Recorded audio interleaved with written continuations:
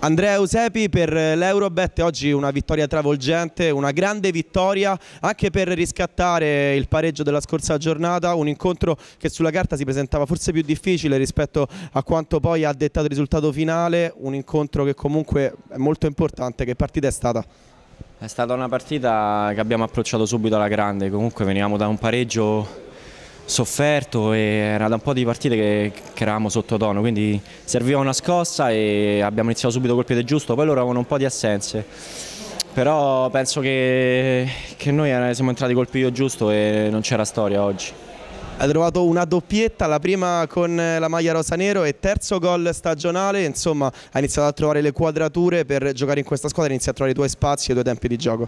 Sì, sto entrando in forma e si vede anche dai gol che faccio. L'altra volta ho fatto un gol pareggio importante, oggi in doppietta e sono contentissimo, ma sono contento della prestazione della squadra, che stiamo crescendo tutti insieme piano piano.